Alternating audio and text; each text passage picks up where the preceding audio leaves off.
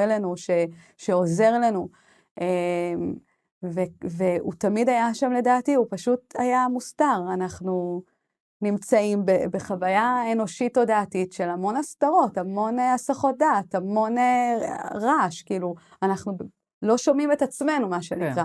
הקול הפנימי הוא איכות של לחישה, הוא לא צועק. אבל את היית צריכה, לא היית צריכה, עברת את הדבר המאוד מאוד גדול הזה, בשביל להתחבר לקול הזה, להיות מודעת לו. אנחנו ביום יום לא עוברים את הדברים הגדולים האלה. אז איך אנשים עוברים דברים גדולים למידותיהם. כאילו, אנשים עוברים, זה נקרא בקבלה, ביהדות, ניסיונות. יש לנו ניסיונות כל הזמן, כאילו, אנחנו כל הזמן עוברים ניסיונות. יש אנשים שבשבילם לעבור, לא יודעת מה, גירושים, חלילה, כן, סתם כדוגמה.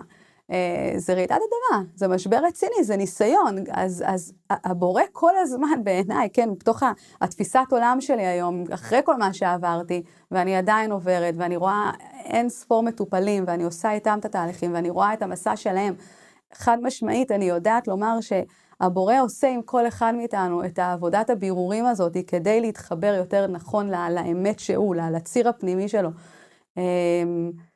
זה פשוט באמת, לפעמים אנחנו צריכים, את יודעת, כל אחד, מה אנחנו מרסקים כדי לשמוע את הקול הפנימי? אנחנו מרסקים את הרעש. מה זה הרעש? זה כאילו, יש כאלה שיקראו לזה אגו, יש כאלה שיקראו לזה נפש בהמית, יש כאלה שיקראו לזה סיטרא ארכה, כאילו, יש לזה כל מיני שמות.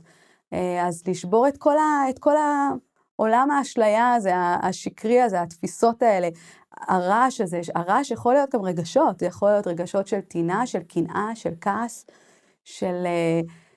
של אכזבה מעצמי, של אשמה. אז כשיש כל כך הרבה קולות בתוך הראש, אפרופו, אתה יודעת, יש את הקול בראש, כאילו, נכון. יצא, אז לא שומעים את הקול הזה, הקול הפנימי שלנו הוא יותר חלש, הוא יותר עמוק, הוא יותר מתחבר לתודעה של שקט. יש אותו בכולם, נוצרנו בצלם הבורא, יש אותו בכולנו, אנחנו פשוט צריכים לראות איך אנחנו מורידים ומשילים את כל הקליפות, את כל ההסתרות, את כל הרעשים, לעשות איזה דיטוקס כזה של רעש, כדי לשמוע את הסאונד הזה, המאוד קול דממה דקה קראתי לו בספר. זה מתאר את זה בול, זה קול דממה דקה, זה מדהים המשפט הזה, זה מגיע מהתורה.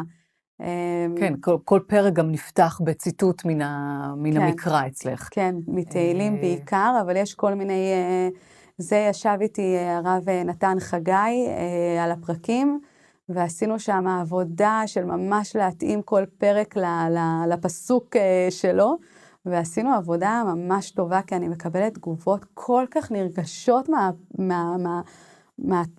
פרקי תהילים, וכל אנשים אפילו אומרים לי, עכשיו, בזכות הספר, הבנתי את המשמעות של התהילים, כאילו זה פתאום חיבר את המשפטים הכביכול סתומים האלה, לתוך איזשהו תוכן מרגש ואמוציונלי, ובאמת, הנה, קראתי לפרק הזה, לפרק שאני פוגשת את הקול הזה, בעולמות עליונים, החוויית סף מוות, קראתי לו קול דממה דקה, ובאמת נתתי שם ציטוט, זה באמת ציטוט חזק מאוד, על האש והרים שזזים, מאוד מתאים לרעידת אדמה.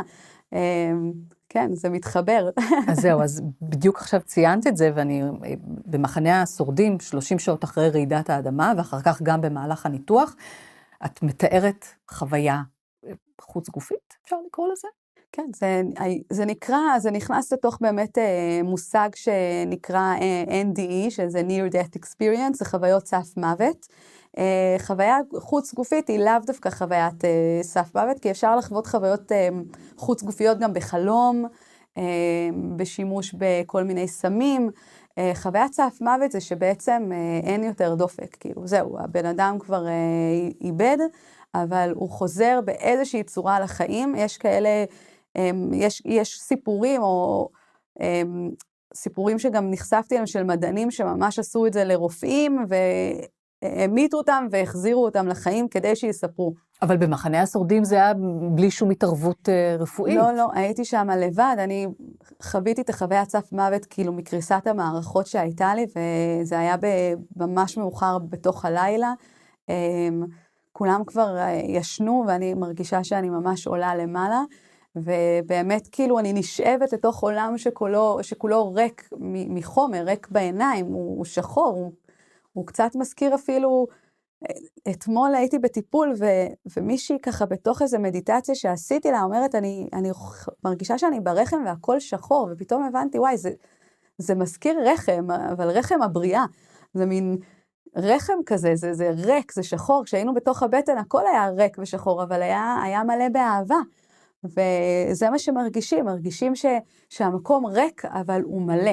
הוא מלא באהבה, הוא מלא בתחושה של עטיפה, של חום. זה מלא באלוהות מבחינתך. כן, לגמרי, זה היה מרחב מאוד מחבק, מאוד עוטף, ממש כאילו, כמו טיפה שחוזרת לים, שאת כבר לא נפרדת, הרגשתי חלק מהמרחב הזה, אז אין הפרדה, אין את מעיין ואת המרחב, אני והמרחב זה אחד, והאחד הזה הוא כולו פלא ואור ואהבה,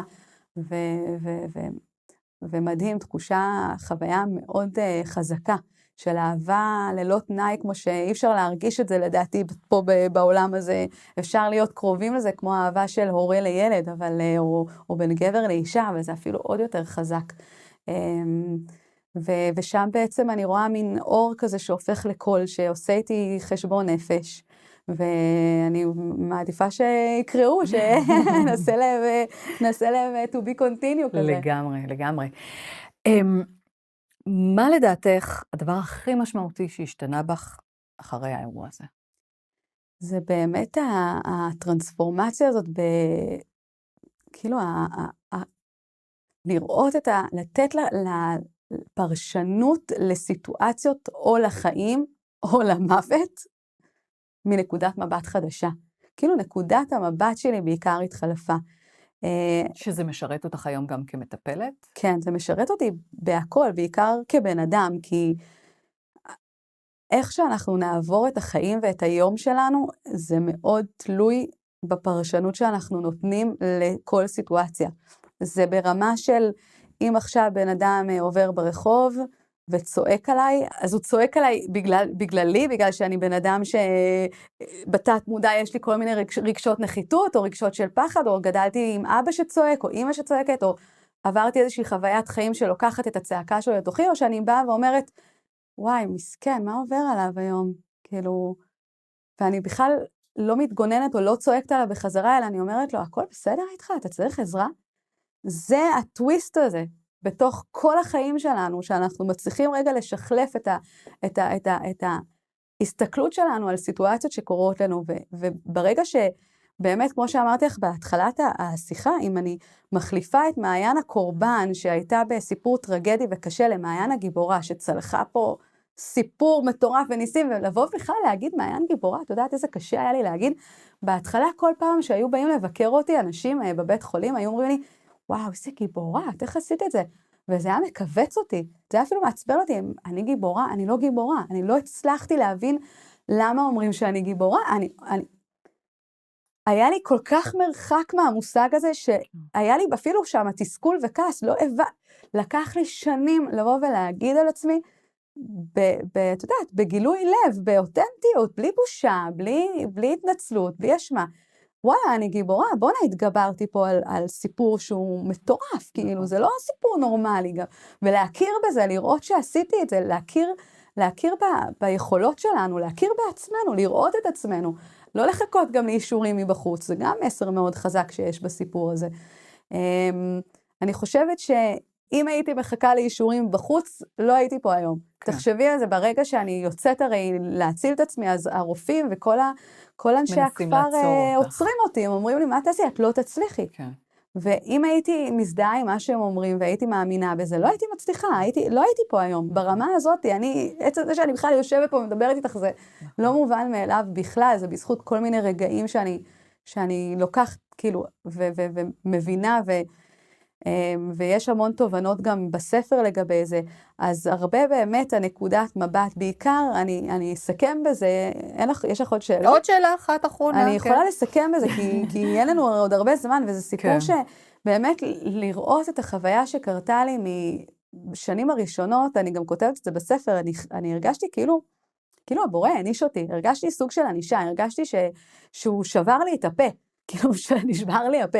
עכשיו לא קרה לי את זה בגלל איזה מישהו קיצוני או תאונת דרכים, אלא אז בוא'נה, הבורא אשכרה, זה מלמעלה. הטבע. זה איתני הטבע. שבר עליי, ריסק עליי מסעדה. אני אומרת, בוא'נה, מה עשיתי רע? והייתי עושה איתו שיחות ברמה הזאת, יש אנשים הרבה יותר רעים ממני, למה אתה סותם לי את הפה? כאילו, למה אין לי פה? תחשבי, חצי שנה אין לי פה. יותר מחצי שנה, אני לא יכולה לאכול, לא יכולה לדבר. ואמרתי, בוא'נה, למה הוא העניש אותי? והייתי צריכה שנים, לקח לי שנים של ריפוי, כדי לבוא ולשנות את התפיסה הזאת, ולהגיד, זה לא עונש, זה מתנה.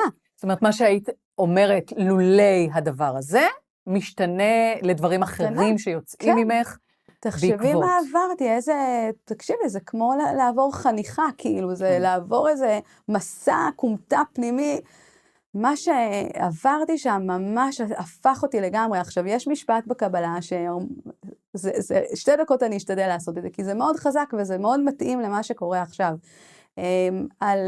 על הטבע, אם אנחנו יוצאים לטיול טבע ואנחנו רואים את אמא נשר, מטפלת בגוזלים שלה, באיזשהו שלב היא תתחיל להרעיד את צמרת העצים כדי לגרום לגוזלים שלה ליפול.